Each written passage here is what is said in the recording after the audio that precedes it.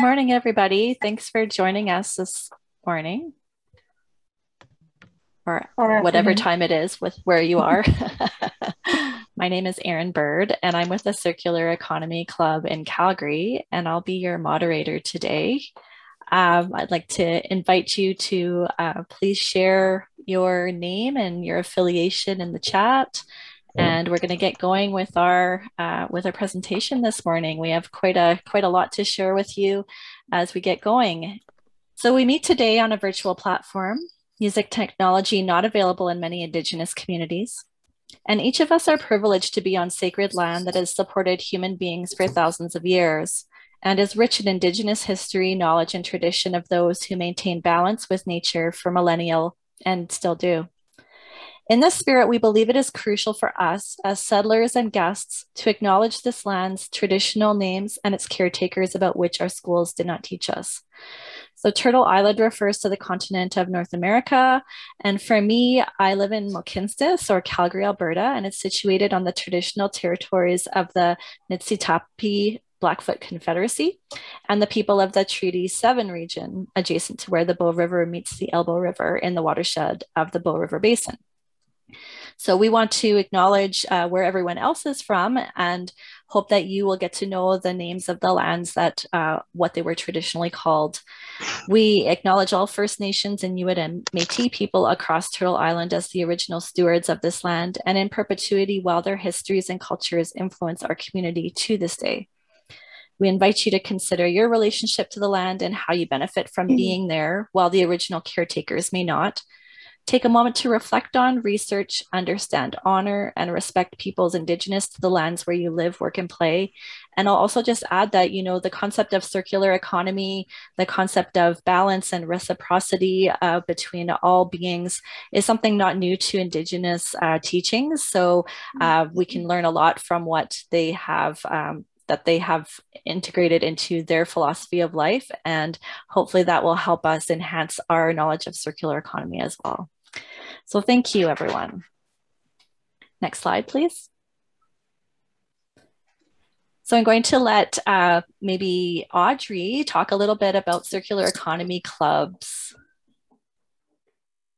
Okay, shall I go to the next slide then? Everyone has Oh seen yeah, the sorry, I sort of skipped over our agenda. This is our brief agenda, but yeah, we'll get going right away into the organization introductions. Circular Economy Club, as many of you may know, is a global organization, and it is its job and its vision is to connect people. Circular Economy Club is a global organization, and their vision is to be a network enabler for people interested in the circular economy. They promote local city chapters or clubs, and they have 280 clubs in 140 countries. It's actually an amazing network. And that's how we all met that are on our team here, because we have representation from different Canadian cities. And the little story behind that is that when the pandemic started and everything became virtual, I said to myself, well, if we're presenting virtually and we have clubs across Canada in different cities, why aren't we presenting together and getting to know each other? And it's been really an amazing journey. I have to say our team is fun, and we're getting to know each other very well. And these national presentations are really key to understanding things that are happening across Canada. So we are very appreciative to Circular Economy Clubs for connecting us. And we've expanded their mandate to become a national club, which they don't normally do. We're sort of stepping outside the box. I'd also like to introduce you to Circular Regions, who has become our supporting partner. Again, we found Circular Regions through a CCRI initiative presentation, and the CCRI is a project with 15 municipalities, giving them capacity to learn how to ramp up to the circular economy. And Cynthia from Circular Regions was presenting, and I said to myself, boy, what an amazing tool. And we really would appreciate some insight into your tool. And they were so generous that they supplied us with the intake form for the secondary intake, where we developed the analysis you're going to see later on in this in this presentation. And I would suggest you visit their website and see all the incredible things that they're doing. So big thank you to Cynthia from Circular Regions. So our business report, which will be ready shortly after this presentation as we refine it a little bit, will explain to everyone that this is a kickoff for a much larger project that our Canadian Circular Economy Club is doing. And the primary goals of this larger project is to engage with Canadian business and help them identify how they can support and be supported in the circular economy, and that they have connections with other business to support them. And to really give the public and other business some standardized ways to look at the business that we are building in our network, and to analyze and compare data, because as you know, data is a very, very important tool to understand where are we now and where are we going and how do we get there. So we're very excited to sort of be that top level reporting tool that gives us insight into how we might address gaps or increase knowledge and connect different business together to transition more quickly to the circular economy. Collaboration is what it's all about. That's our driving factor. Yeah.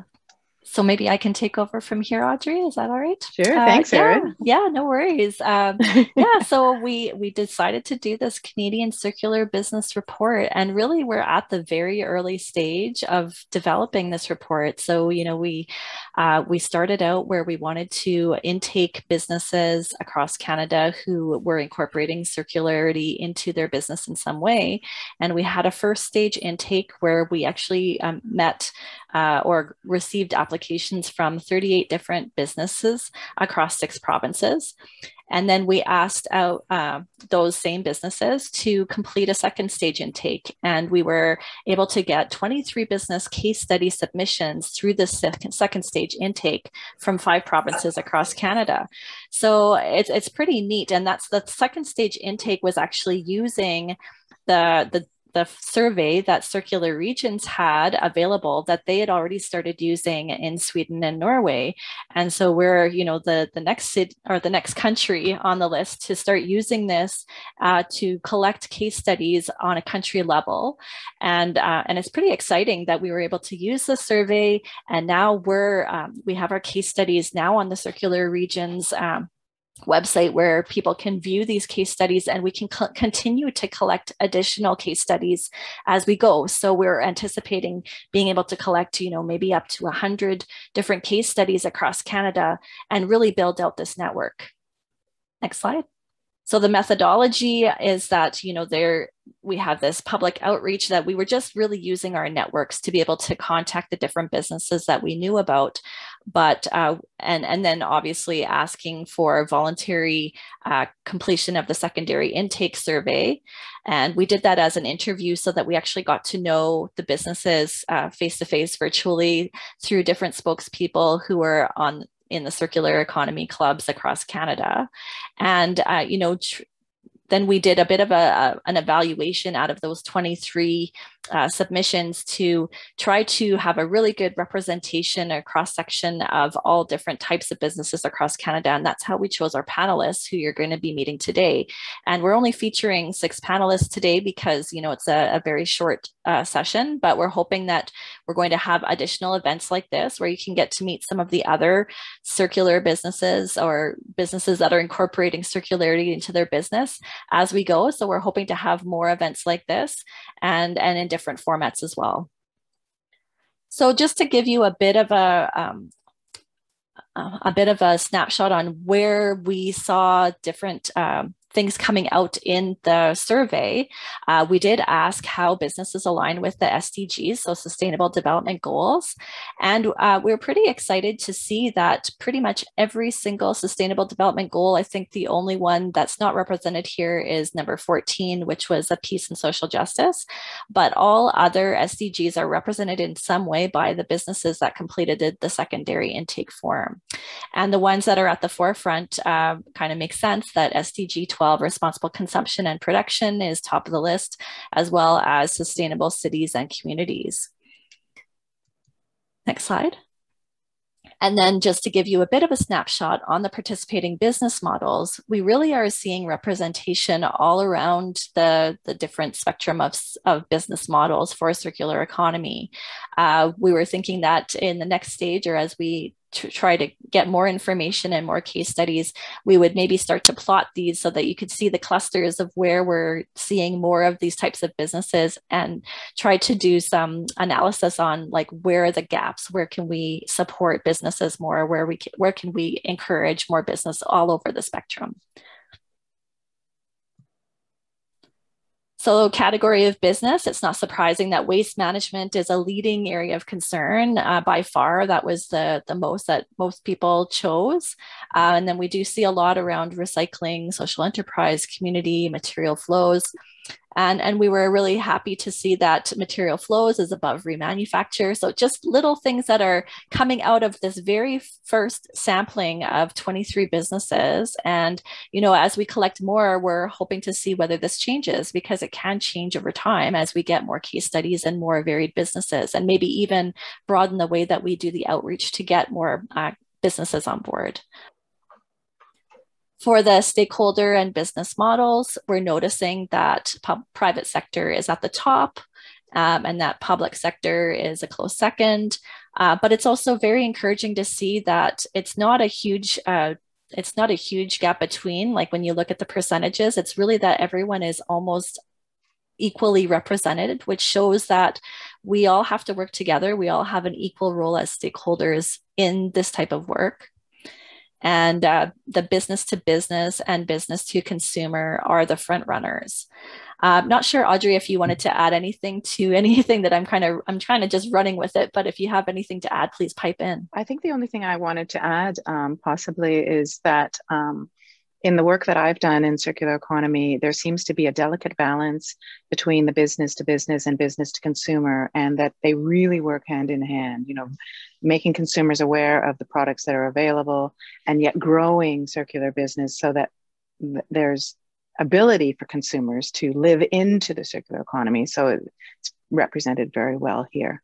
And this is interesting as well. You know, the case studies that we've received so far, primarily urban. That doesn't mean that we may start to see even more rural or peri-urban as we get more case studies on board. And then the scale of business.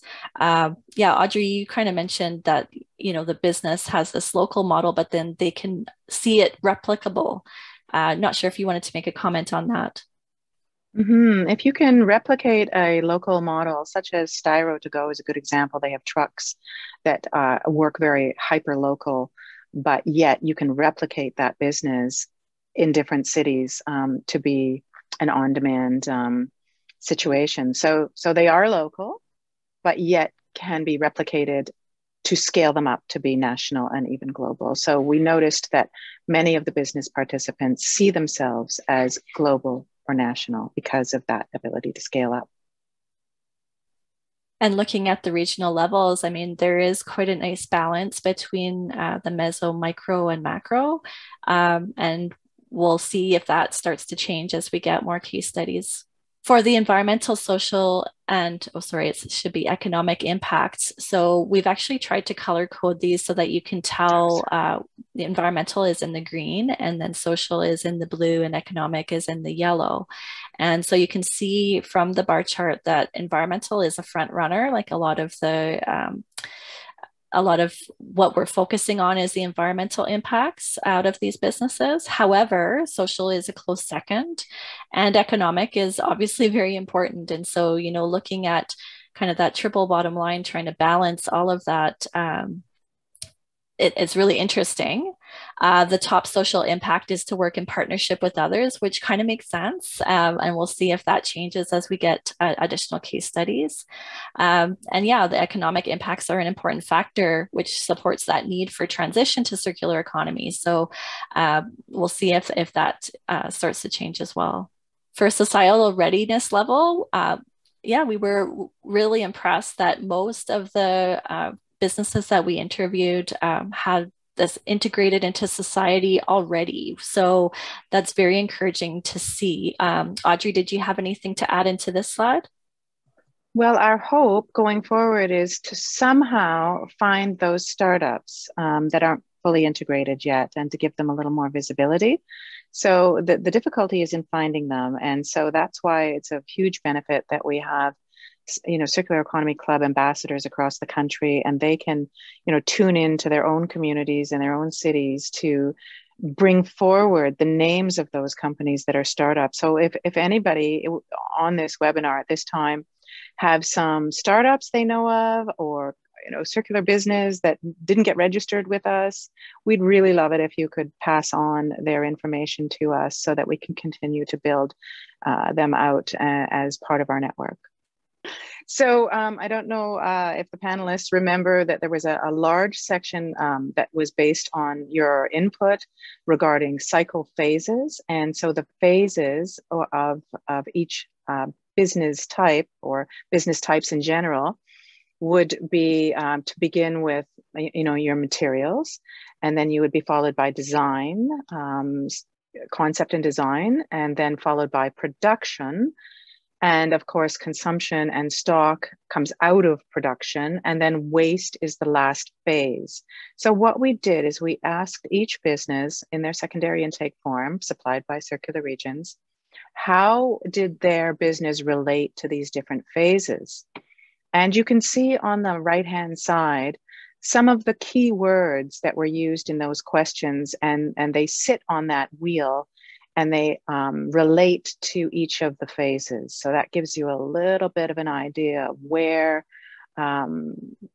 tactics used by each circular business would fall into the phases. So it's interesting to see here that waste is a core focus. And we saw that also in the other diagram where waste was top of mind for everyone. But while it is diminished in this one, as opposed to being a larger input, it's because primarily right now, production and consumption phases are what's happening within the models, the business models. They're working on those two particular areas. So that's why it's a bit of a flip from the waste on the previous slide to waste being a smaller piece. As we move further into our project, we'll be doing deeper analysis with an even more extensive intake survey, which will give us more understanding around the policies that are being executed and supported, and the educational behavioral shift resources that circular business is employing. So look forward to sharing more findings with you in the future. So yeah, next steps for this project really are that, we've gotten this initial sample of businesses. We want to collect more data, because the bigger that our sample size, the more that we can learn from what's going on in Canada. Where can we see gaps? How can we encourage circularity in business in different facets? We want to perform more analysis. This could be a great opportunity to compare the results from Canada versus other countries. If there are other countries that start to use circular regions and their survey intake process for their cities, then it'll be great to just get kind of that global perspective. And then we hope to develop an annual report where we can summarize all of the findings and really come to some good conclusions to help us provide a direction for where circularity in business goes in Canada, and really also just foster this business-to-business network. And that's really what we want to do as Circular Economy Clubs of Canada is come together and see how we can leverage each other and find those learnings, those opportunities to keep pushing circularity in business. And I'll just add one thing. We also would like to share with the public how things are growing, because often the public feels like there isn't traction and that we aren't moving forward because they don't see the whole picture at a national level. So if we are able to share, how many business do we find today versus in 3 months? Well, as the numbers grow, it gives hope to people that we are moving in the right direction, but you kind of need that collaboration to show the growth. So that's one of our big objectives as well, is to give hope to to the circular economy enthusiasts out there. Great. So we're going to get into getting to meet some of our panelists. So we have, Joanne Defoe is here from ChopValue YYC. We have Charles Farag with Bizbiz Share, Cody Irwin with ShareWares, Cher Meriwether from Provision Coalition, Jacomin van Tonder from Metal Tech Alley, and Robert Herrett from Styro-Go. So we're going to go through each one of these, and each person's going to have a few minutes just to introduce themselves, and then we're going to pose a question to them afterwards. So let's start with our first one, which is Charles. And Charles, you were going to share a video, yes. right? Thank you. I'm going to stop sharing. Yeah. You go ahead and share. Great.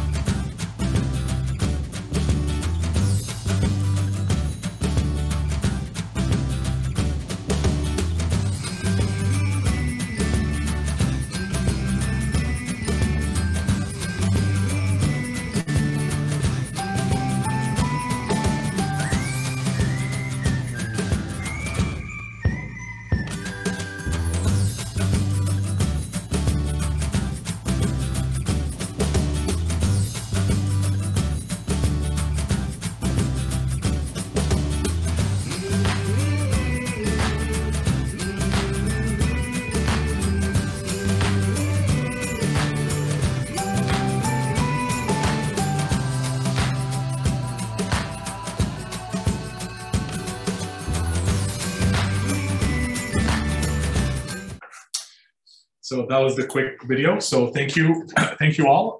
So yeah, Bizbiz Share, as you can see, we are a B2B resource marketplace. So we are essentially a tech company. We developed our technology back in 2014 and 2015 is when we first launched. Just in Quebec alone, we have close to 3,000 companies, and we also have Bizbiz BC, and we're also doing a soft launch in Ontario this month with the Recycling Council of Ontario. So essentially what our business does is it allows companies in a local area to upload their resources and assets. And we consider everything to be assets and resources, from human resources to machinery, whether it's fixed or mobile, heavy equipment, whatever it is. And our technology allows for any sector or any industry to use it. So whether you're in the restaurant business or industrial, manufacturing, construction, it doesn't matter. You can upload your resources. You can find other companies in the area. So if you need a machine or something that you want to rent out, you can search for it. You can negotiate, different terms and whatnot. We also offer brokerage services. So yeah, I'm going very quick here, obviously, because I only have a couple of minutes, but that's essentially what our technology does. And by the end of the year, we project being all over Canada, and we're also doing a launch in the United States starting January 2022. So that's Bizbiz Share, and thank you all for joining us. And we're going to be taking questions later on, so I look forward to hearing questions from the audience. Great, thanks. Let's go on to Provision Coalition. Thank you. I'm Cher Meriwether. I'm the founder and CEO of Provision Coalition Incorporated, and we are a boutique consultancy that works exclusively in the food industry, from primary agriculture through to retail. And specifically, our purpose is about making food sustainably, and our vision is one of a circular food system. For us, a circular food system is one that is inspired by the planet's natural cycles. It reimagines and regenerates the systems that feed us, eliminating waste, sharing economic prosperity, and nourishing our communities. When we service the food system, we work across 5 key areas. First being people. We know that people are the heart of any business. And if you can have the best technology in the world, but if the people don't want to use it, it will fail. So we spend a lot of time on culture and creating a regenerative culture, as we like to call it, and moving away from the transactional environment that is typical in the food system. We spend a lot of time working on strategy with executives, helping them embed purpose. So why do they exist beyond profit? Sustainability and circularity into the heart of their business. We work in the operations. So how do we eliminate all forms of waste, whether that is energy, water, food waste, or labor waste? And then we will also work with companies once they've got their own house in order on their supply chains. So how do we source responsibly? How do we create transparency within the food system? And then the final area where we work is all around the data and the storytelling. So we help companies collect the right data so that they can monitor, measure, and track against the targets that they're setting so that they can communicate both internally and externally with their storytelling and their ESG reporting. So that's a little bit about the work that we do. We are based in Guelph, Ontario, Canada, and we were part of the planning team that created the Our Food Future initiative, which is an initiative to create the first circular food economy that's tech-enabled at a regional level within the city of Guelph and county of Wellington. And I'm going to talk a little bit more about that when we answer the questions. But in essence, we're attempting to, we have three key objectives. And the first is that we are hoping to increase access to nutritious food by 50%. We're looking to create 50 new circular collaborations and circular businesses and increase the value of what was once deemed waste by 50% and do that by 2025. So that's a little bit about provision, and I'll share more with you in a couple of moments. Great, thank you so much, Cher. How about Styro-Go? Hi there, my name is Robert, founder and president of Styro-Go Canada. In essence, in a nutshell, Styro-Go is a mobile styrofoam recycling company. Polystyrene, as it's formerly known, styrofoam as it's known to the general public, is easily the most popular packaging material in use today. More than 80% of the styrofoam that goes to waste in Canada originates from outside of the country. So it's to do with goods and services that are being shipped to Canada. And of course, then, you know, it's our problem to deal with the material left over. Styro-Go, we basically have a mobile platform where we figured out how to take our trucks and we operate in hub cities, and then are able to offer a wide range in geographic coverage. We're across Alberta and BC, all the way up the island as well. An example for those who are familiar with the Alberta geography, our Calgary truck can operate out of Calgary and head down the highway, hitting various cities or businesses along the route, all the way down to Lethbridge and now beyond. And by the time it rolls back to Calgary, you know, 10, 12 hours later, and that's 1 5-ton truck, a relatively small truck, but two guys, you know, they're able to pick up from 20 or 30 locations and process between 2,000 and 3,000 pounds of material. And to be able to do that over a 300-kilometer radius, you know, in the span of a few hours, it's exponentially more cost efficient, time efficient, and environmentally efficient. Our mix of clients include municipal governments. We operate and service more than 40 municipalities in Alberta, as well as commercial enterprises, large and small. We service from the, you know, mom and pop shops all the way up to national companies like, you know, grocery stores and that kind of thing. One of the main things that we're able to provide for our clients also is that we're able to track and monitor all movement of material and categorize it and account for it. So we're able to provide them with greenhouse gas reduction reports, carbon footprint reduction reports, so that they can see not only the obvious, hey, it's not in the landfill anymore, but we're able to explain to them and show them in a quantifiable manner the ESG elements and you know, pro-environmental benefit that their activity and choice to recycle this material is happening. And we'll show more later in the Q&A session. Thank you. Great, thank you, Robert. Next, we'll have Joanne from ChopValue. Hi, I am Joanne Dapo, and really proud to be here representing ChopValue YYC and the team there, as well as ChopValue as a whole. What we do is we collect used bamboo chopsticks and we remanufacture them into beautiful home decor items, everything from coasters and charcuterie boards to custom countertops, desktops, feature walls, real conversation pieces. When you think about it, chopsticks travel from overseas where they're produced. They travel thousands of miles to get to our country. We use them once, 20, 30 minutes, and then they end up in our landfills. So what we want to prevent as ChopValue is we want to collect those chopsticks, transport them back to our microfactories and design great products, manufacture them. Real people in every city are actually manufacturing, and sell them back to businesses, back to consumers. And many times we actually sell the products back to the partners who have collected the chopsticks for us. So they'll ask for feature walls or tabletops, which is kind of cool.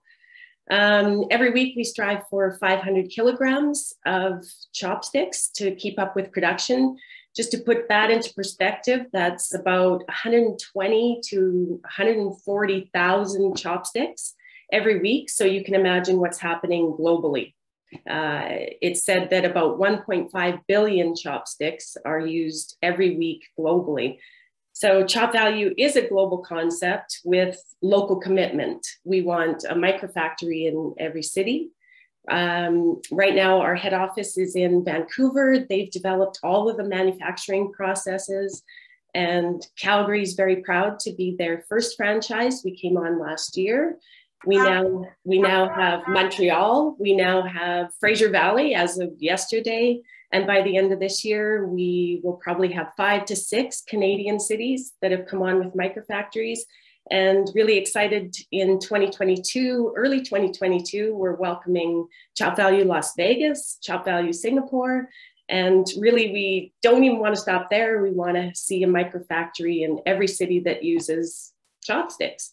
So I guess full disclosure, I didn't even know the term, honestly, circular economy until I jumped into the ChopValue family. Maybe I'm a little embarrassed to say that, but it's the truth. So I may not be an expert or a scientist, but I have spent a lot of this year watching TED Talks, watching YouTube, and seeing all the circular models out there. And it's so exciting, and I'm excited to see how ChopValue fits into that. I honestly have a genuine interest in being part of the change, the shift. It's not easy because sometimes it can be overwhelming and you think it's so big, and what can I as an individual do? And sometimes you just want to give up because you think it's just bigger than you are. And I guess ChopValue is here to say that you can make a difference, even one little chopstick at a time. So I'm happy to talk more about our processes when we go to the breakout rooms and answer the questions, but proud to be here, and thank you. Great, thank you, Joanne. Now we'll go to Yakomin from Metal Tech Alley. Thanks for having me here today. My name is Yakomin van Tonder. I'm the director for Metal Tech Alley. We are a marketing strategy for the Lower Columbia Initiatives Corporation, and we're in Trail in British Columbia, rural British Columbia, I have to mention. We have Tech Metals Trail operations right in the middle of our community, one of the world's largest fully integrated zinc and lead smelting facilities and refining complexes. We also have 2 large recycling facilities, KC Recycling and Retrieve Technologies. And they recycle batteries, car batteries, lithium-ion batteries, any kind of battery that you can think of. The lead and the acid that comes from the recycling process goes back to Tech to process that into the smelter. From a circular economy perspective, we have this very unique ecosystem here. It starts as a linear economy with mining and manufacturing, but it ends up as a circular economy with the recycling of these products, and we're putting it back into the smelter and into the system. A great example of that is lead. Lead is the most recycled product in the world, and 99% of a car battery gets recycled right here in Trail. KC Recycling is the largest lead acid battery or car battery recycler in Western Canada and the Pacific Northwest of the US. In addition to the lead acid batteries, they process electronics and cathode ray tubes glass, and that old, very old televisions that you get. They sell all the commodities generated by their operations, which include aluminum, copper, plastic, and steel. The lead and acid goes back to Trail operations, back into the smelter, and it goes back into a car battery, and within 6 to 8 years, it all comes back to us for recycling. They're also recycling the plastic casing in which the battery is used. And that becomes another car battery casing, which will come back here again in 6 to 8 years and becomes another car battery casing. We also have Retrieve Technologies, which also recycle any kind of batteries, but what's most important about that is they recycle fully electric vehicle batteries right here in Trail. They're the only recycler of Tesla batteries in the Pacific Northwest. Apart from all of that, Tech has got a list of 38 byproducts that they don't use, or it's not economically viable for them to further refine. We have companies like Phoenix Advanced Materials that use Tech byproducts to further refine it right here in Trail. They refine cadmium, indium, tin, antimony, tellurium for various markets such as solar panels, X-ray, semiconductors, extreme ultraviolet I always struggle with that word, lithography, and many more. There are definitely more advanced materials opportunities similar to this right here in Trail. I'll talk a bit more about more details later on. Great, thank you so much. And last but not least, we have Cody from ShareWares. Hey, yeah, I'm so glad that giant car batteries don't just go to the landfill and they can be recycled like that. That's amazing. Hi, Cody Irwin from ShareWares in Vancouver, and we are building a plug-and-play borrowing platform to make it easy for businesses and communities to rapidly transition to reusable packaging, and thus end the global single-use waste crisis. Well, you're probably thinking that this sounds just a tad bit ambitious, but I'll tell you why and how we can make this happen. First of all, we are not a fresh startup. ShareWares is a COVID pivot. My pre-COVID corporate food service company dropped off a cliff when offices closed due to the pandemic. However, as devastating as this was actually a huge opportunity. With the government support, we were able to repurpose our company's infrastructure and resources to go on this new exciting adventure. Over the last year and a half, we've dug deep into all the variables and scenarios of creating a safe, accessible, and truly scalable citywide borrowing platform. We conducted numerous R&D projects, such as analyzing tracking technologies, building out a washing facility, studying material toxicity, analyzing end-of-life options, setting up circular plastics partnerships, packaging innovation and redesign, and creating fulfilling employment for people with barriers. This has got us to where we are today, with the key components tested and ready to launch with our pilot on September 14th. We have products that are made ethically here in North America out of 100% recycled content, a washing facility that can process 5,000 assets per day, an optional convenience app to make it easy for customers to find, borrow, and return reusables, and a complex backend software to track unique product tags and collect data, and as well as power the whole operation. Now you're probably wondering how we're going to take all those ingredients and bake them into a magical cake of mass adoption. The real star of the show is harnessing the familiar low-cost deposit return model, and then coupling this with our technology. This makes our platform fully plug and play into current supply chains with very, very, very minimal systems and habit change. We've already seen that progressive businesses are quite excited to try borrowing platforms, so we believe market penetration can be achieved quite quickly, and then groundswell and social pressure, as well as hopefully government support via policy, will accelerate the transition to circularity. And then after that, the real fun begins, and the full power of the circular economy will be seen in all of its glorious social and economic benefits. Yeah, thanks very much for listening, and I look forward to your questions. Thanks. Great. So we're going to move into the next piece of our panel discussion. So we have one question that we're going to ask each of the panelists. And then at the end, we'll have a little bit of time to take some questions from the floor. And obviously, we'll have breakout rooms so that you can ask the panelists additional questions at your leisure, depending on your interest. So our first panelist question is going to be for Bizbiz Share. So Charles, what inspired the circular economy phase of your business? So absolutely. So our CEO, Elliot, how this got started is that he went out to Alberta to work on the oil sands like 10 years ago or whenever it was booming in there. And then while he was working there, the truck that he was working on broke down. And what they had to do is they had to wait for a day and a half, because they were in a remote area of Alberta, for the mechanic to come from the other city and fix up the truck, when directly at the job site in front of him and all the other job sites were the exact same truck just sitting there not doing anything. So he's like, why can't we rent it out? So that's what really inspired him. He said, I want to create a platform where businesses can maximize their assets and resources, whether it's they rent them out, generate extra revenues, and essentially decrease the carbon footprint, because instead of making a huge capital expenditure, let's say you need a dump truck, right, for only a job. Well, instead of going and spending $100,000 or $150,000 to buy a dump truck, you can rent it out from a local company that might be 5 to 10 kilometers away from you. So that was what really inspired the circular economy, is to really create this platform where companies can maximize their resources, stop buying and start sharing more. And that's where it came from the Alberta Oil Sands.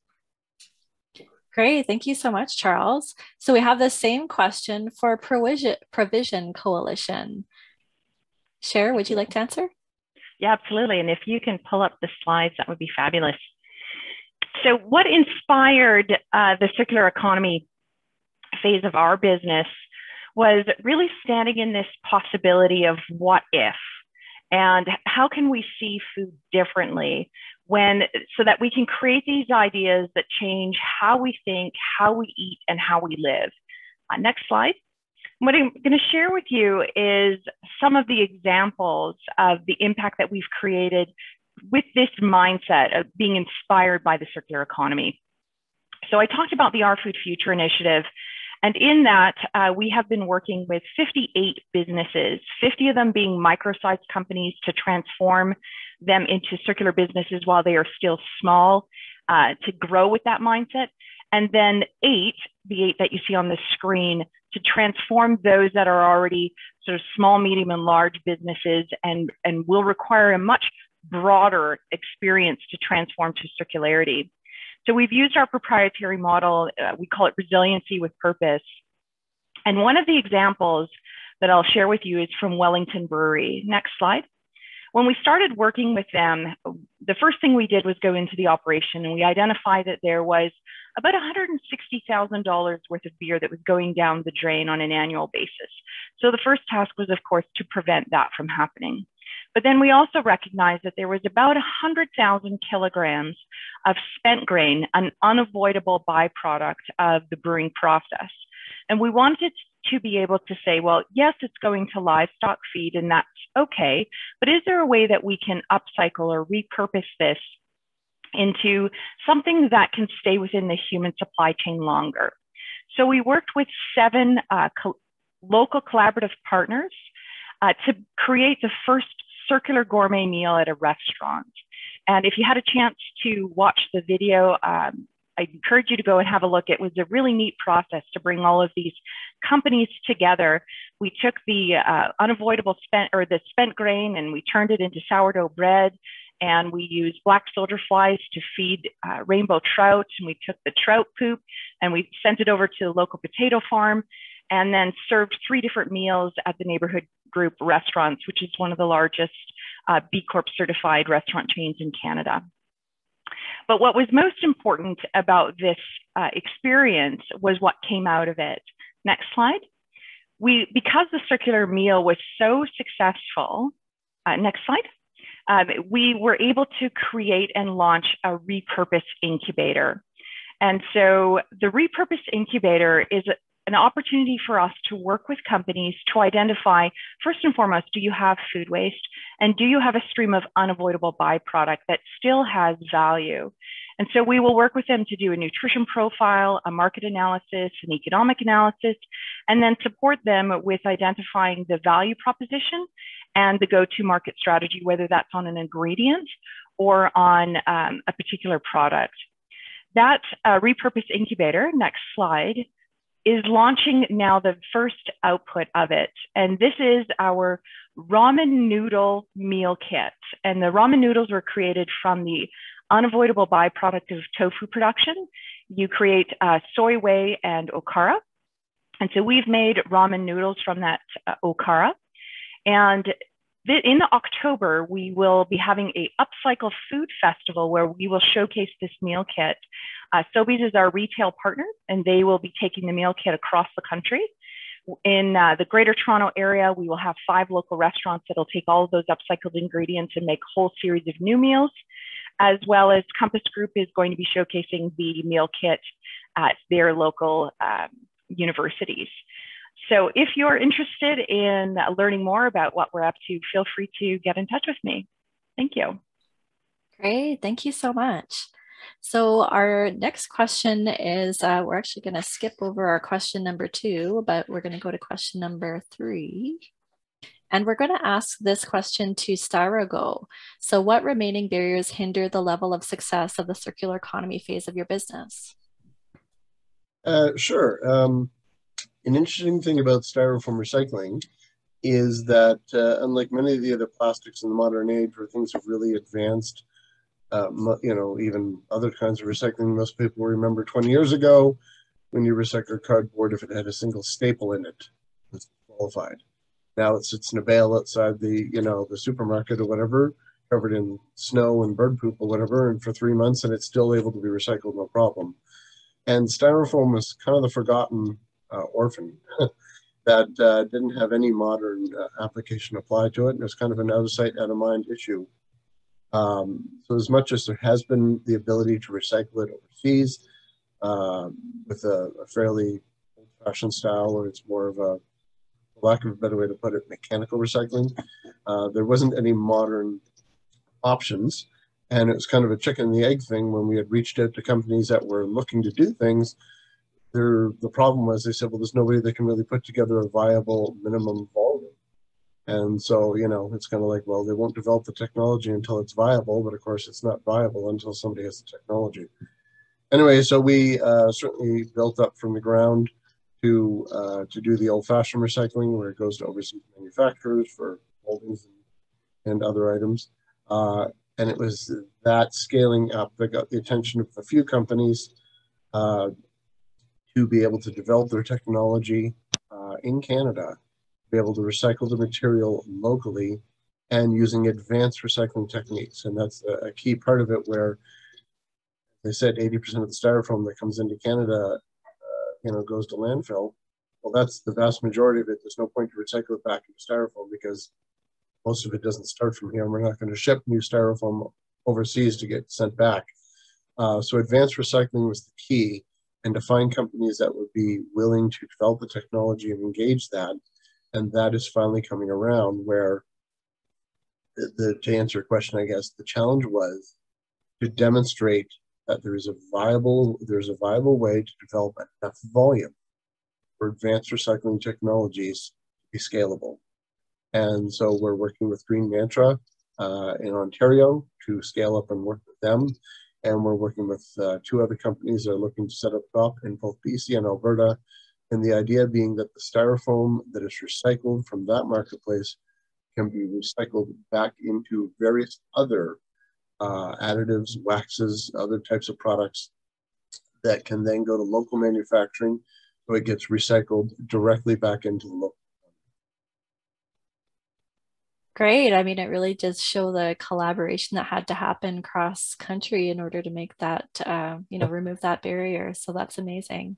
We're going to ask the same question to Metal Tech Ali. Thank you for that.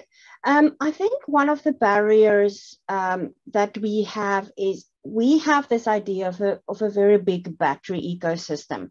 We already have half of it here already, but we need an entrepreneur that will come in and take over the whole battery ecosystem, where we know that the clean power that we have here, we have 7 hydro dams right in our vicinity. So the power that you get here is clean.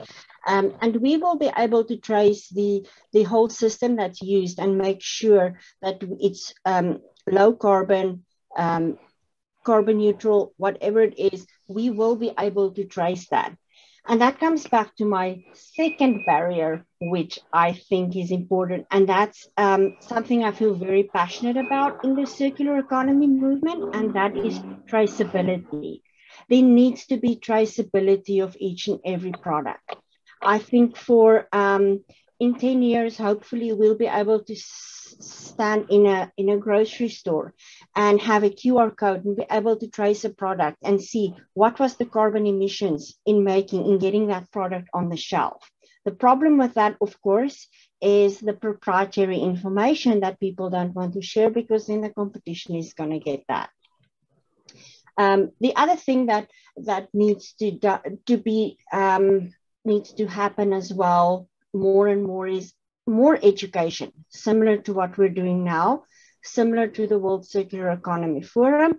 There is still a lot of people that do not even know what circular economy is. Some of them don't even know that they're doing it. They don't even know that they actually can do it much better than what they're doing now. So that's something that's very important for us as well. The other thing that we see here is there is not really a idea that people need to design products with recycling of the product in mind. A good example that we saw right here in Trail is the earbuds. I don't know how many of you are wearing earbuds right now.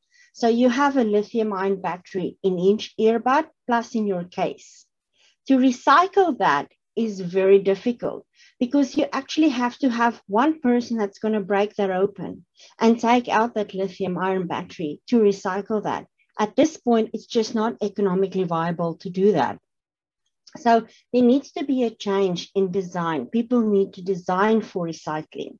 And if we can get people on that, first of all, get them to understand what it is, and then realize that they need to change design for recycling in mind, or reuse, whatever it is, as long as it doesn't stay on the landfill. That will be a great day in the circular economy world. Great, thank you very much for that, Jacqueline. We are going to ask the same question to Joanna ChopValue YYC. Can I just make a note that some people need to mute their background noise and maybe turn off their video. If you're not a panelist, please make sure you've done that. Thank you. Barriers. Well, I guess, let's face it, it's easier to throw chopsticks away. They're called disposable for a reason. So some restaurants will just throw them away. Others will say, well, we actually compost, and we think that's great. We throw the food, the chopstick, everything in the green bin, and that's good. And we say that's a great first step. But when the chopsticks reach the compost pile, they still emit carbon as they decompose. So ChopValue takes it one step further, where we actually capture the carbon in the production of our products. So that's exciting that we can actually take it that one step further and give the chopsticks sort of that eternal second life. I tend to be a little pie in the sky, so I would like to see legislation that we can only use bamboo chopsticks, because it's the only possible way that we can prevent them from ending up in the landfills. There are other types of chopsticks. I've learned that over the year. There's many, many different types. There's sort of a cheaper wood type of chopstick that doesn't have the integrity that we need to make our products, so we can't use the wood chopsticks. And then there's the reusable ones that the restaurants use, but they sort of have a lifespan as well. So they end up in the landfills. But I would like to see legislation that we can only use bamboo. And we've already seen it with plastic utensils now being bamboo utensils. The single-use straw is becoming obsolete as well. So why can't it be chopsticks? Just speaking about bamboo and why I'm so passionate about it is that it's a renewable resource that regenerates itself every 2 to 3 years. And when it's compressed, it's the strongest raw material you can work with. It's something that the product is just amazing for us to work with. Stronger than oak, harder than maple. We love it. But our barriers are still convincing the restaurants that this is a viable option. I like to say, you have 7 seconds to change someone's mind. You're standing there with your bin, and you give your little 7-second speech, and you either see the concept go over the head or the light bulb go off. And I love it when someone says, okay, now I get it, how I can make a difference on a small level. Just by taking this bin and putting the chopsticks into this bin, I can make a difference. So you have that 7 seconds that you can do that. And then you go back 2 weeks later and you say, do you know that last week you saved 10 kilograms in chopsticks from going to the landfill? And they're just blown away by the numbers. I would call it barriers, but a challenge that we have is also being aware of our carbon footprint. So we want to open more microfactories so we can lessen the transportation time of the chopsticks going from restaurant to our microfactories. So that's why we're so passionate about having the microfactories in every different city. Yeah, so I guess the barriers are just challenges, and you just have to be persistent in telling the story. Thank you. Great, thank you so much, Joanne. And I'm sure some of those challenges are not new to other companies either. So our next question is question number 4. And we've saved this special one for Cody at ShareWares. What kind of external support would improve the impact of the circular economy phase of your business? I definitely say a cash injection into the ecosystem, not even like our business itself, but like the whole circular economy ecosystem. That would just really set this on fire. I believe that governments at all levels need to start getting like creative with how they move money around. With I guess COVID and just money being burned all day long, there isn't a lot of that available. But I don't think it has to be a financial burden on the governments. One city councilor, Michael Wiebe here in Vancouver, had a fantastic idea of increasing business licenses just a small amount across an industry, and then when you go to renew your business license, you could also get a coupon that was a higher value than that increase, and that could be used towards say like a reuse program or something else that's a better for you program. And it's it's an opt-in option, so hopefully that will come into play at some point. But things like that, those types of ideas need to be put into play to move it around, to incentivize the better business and de-incentivize the bad business. Also on that cash injection note is grants. There isn't really any circular grants. There's a few cities here and there that have great initiatives across North America and the world, but at like a large scale, the grants aren't focused on circularity. And even though it says it in all their strategic plans of municipal, provincial, federal, all their plans mention circular economy and circularity that they're supporting, but there's nothing specifically directed towards it, and most of it's towards recycling or manufacturing. And if anybody's applied to a grant before, they're extremely specialized, and if you don't fit into their mandates like to the T, then you're immediately excluded. So it's extremely difficult to get a grant. We've applied to several and failed at all. Either I'm a really bad writer, which I'm an engineer and not a writer, so I'm not a good salesperson, but I don't believe that was that, because we spent a lot of time on those. So yeah, cash injection, government support, getting creative, that would be awesome for everybody. Thank you. Great, thank you so much, Cody. And yeah, as an engineer too, it's sometimes a little challenging on the writing part of things. We do have some time to take some audience questions, and I know that there have been a few in the chat. I was maybe going to ask Eileen if she doesn't mind reading out some of the ones in the chat, and we can direct it to, I guess, one of our panelists. Sure. Katerina asked a really good question about laws, and if there's any Canadian regulation, or is Canadian regulation a barrier or a driver for circular economy? And I think Robert had a little bit of an answer to that already in the chat, if you'd like to speak to that. Yeah. Sorry, did you want me to answer? Yeah, go ahead, Robert.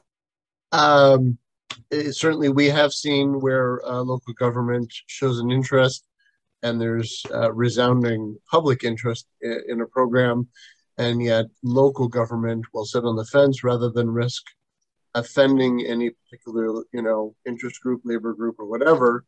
And that's where an EPR, where it's more of a top-down perspective, where, various entities like local government can say, well, we're forced to do it, and therefore, it's the politics of it. When you get into the bigger picture of things, that sometimes that's where regulators play, a role. And the other side being where businesses sometimes are reluctant to engage because it would put them in a perceived position of disadvantage.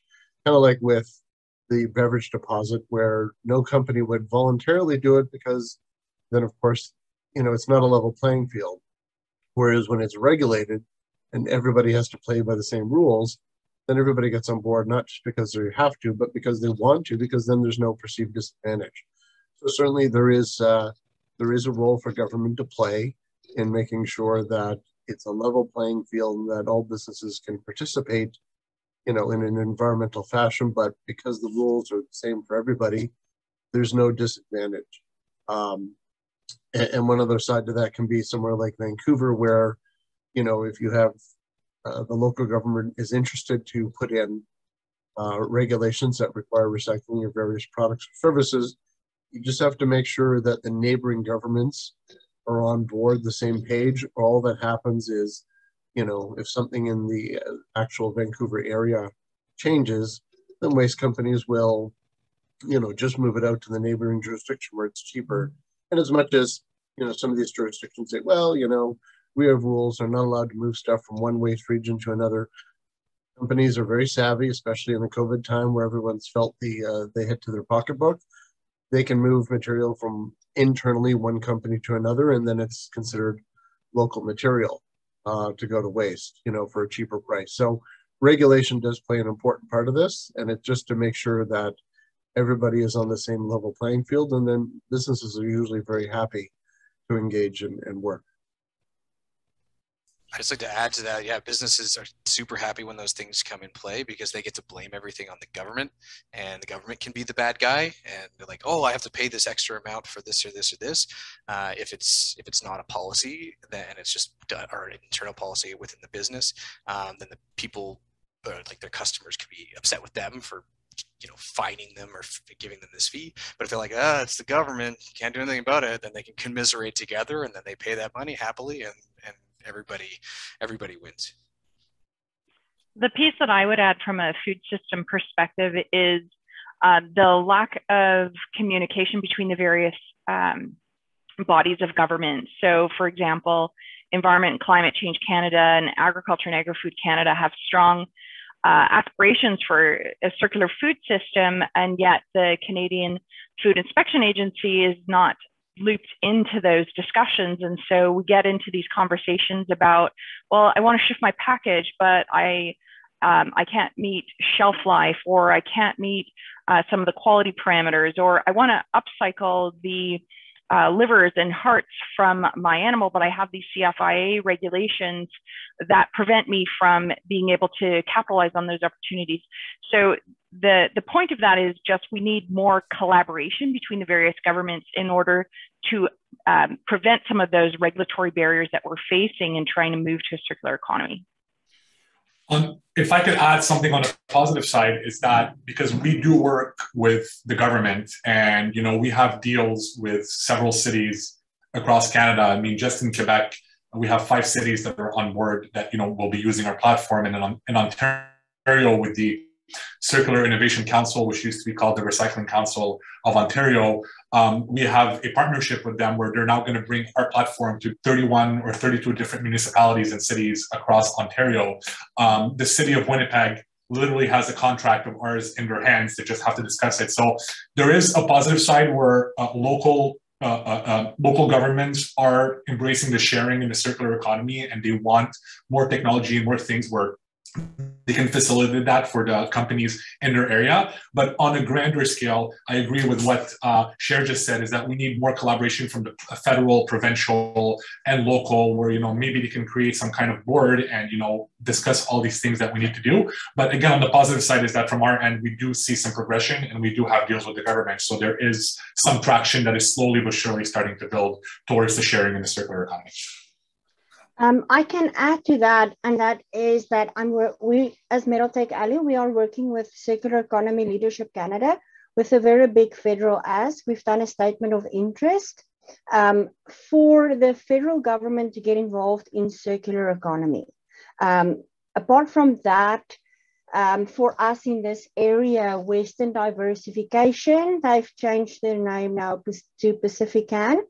They have launched the funding opportunities, and circular economy is actually specifically named in there. So if you want to go and look at that, it's part of the federal government, but it's through Western Diversification, and they have specific options for circular economy funding in there. Great. We do have another question. I'll put this out. So what has been the most effective way to communicate circular economy brands, products, and companies to early adopters? We make a circular consumer product, and while our growth is fantastic, marketing is still too expensive, trying to find ways to scale awareness and meet early. And I'm going to point this to Provision to start, because I think you guys might be the best to answer. Yeah, I apologize. I was responding to a comment in the chat box. So can you repeat that for me? What has been the most effective way to communicate circular economy brands, products, and companies to early adopters? It is a great question. And for us, we focus on getting clear on what is that authentic purpose of why you do what you do. And so when you have that clarity and you can say, you know, this is why we do what we do beyond making money. Every company has to make money, but if you have that clarity on that purpose, that can drive engagement with your stakeholders.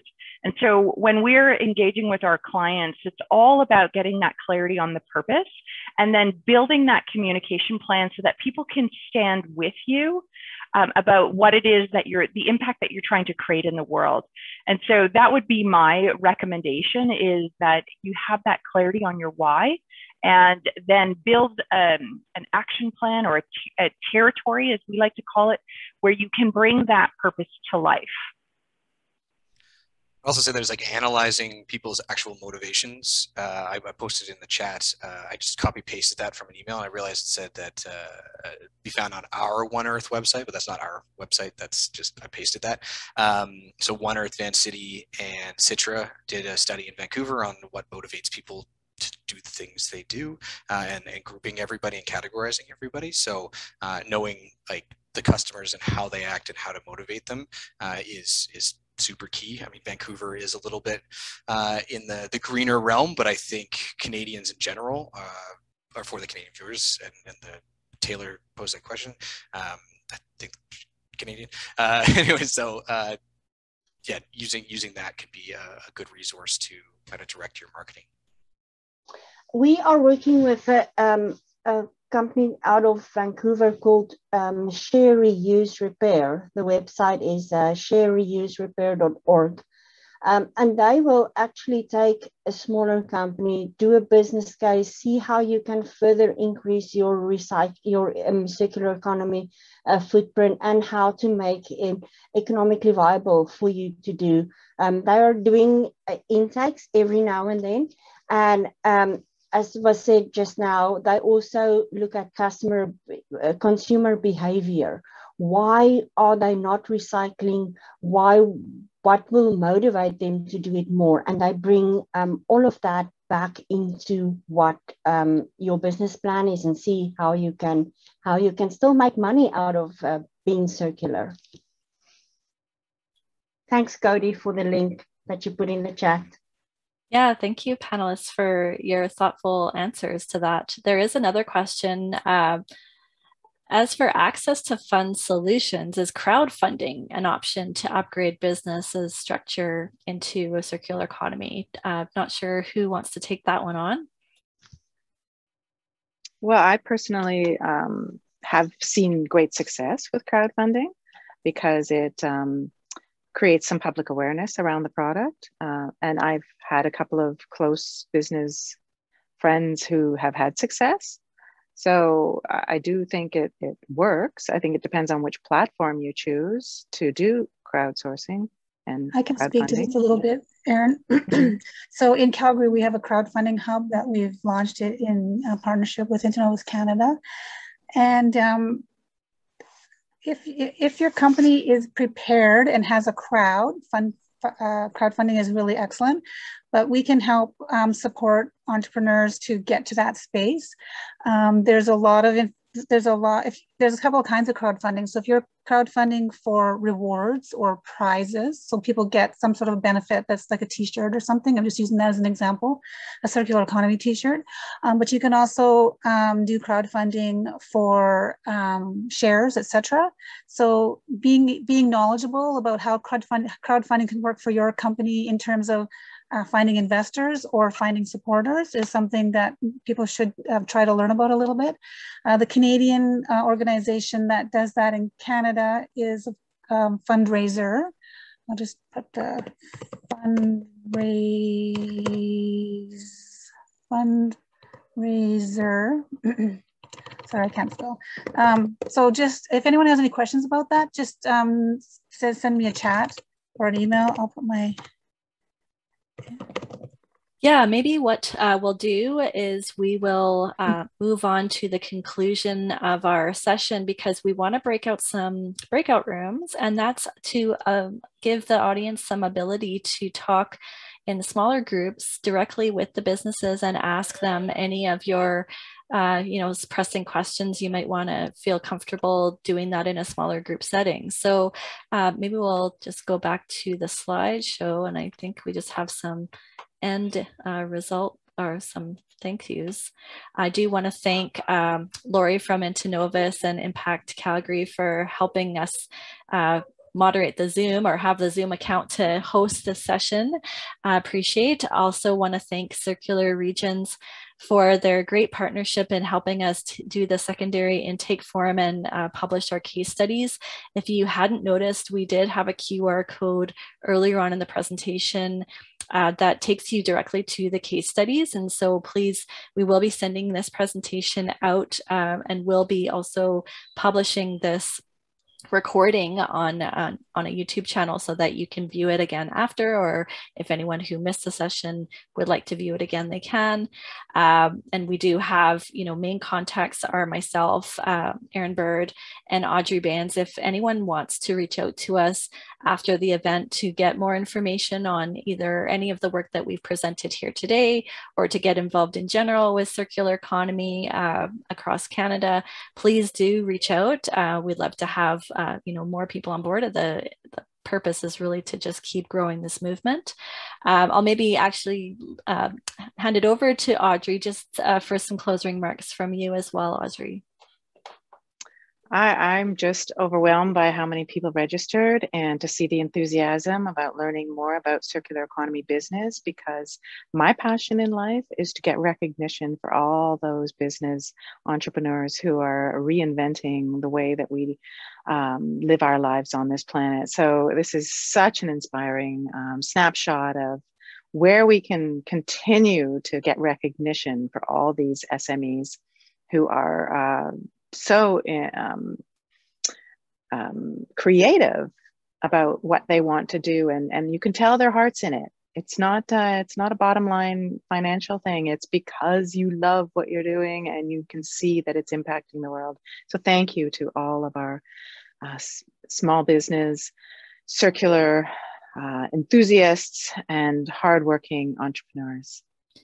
So maybe if we can just go back a slide, it just will tell you a little bit about the breakout rooms. So you have the ability as an attendee, you'll see that there is a little tab at the bottom that says breakout rooms, and there are 6 listed. So what we'll do is we'll allow each presenter to go into their breakout room, and then please do join the one that you are most interested in talking to.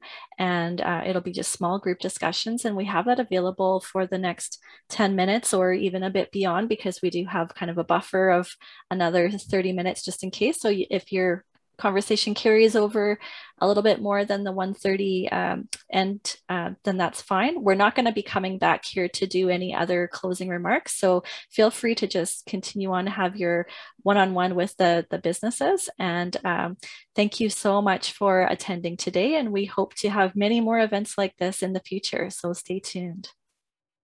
And just one note, anyone who's not rushing off to a breakout room, if you have any questions for our group, being Circular Economy Clubs of Canada, we're here and we'll stay here in this main room.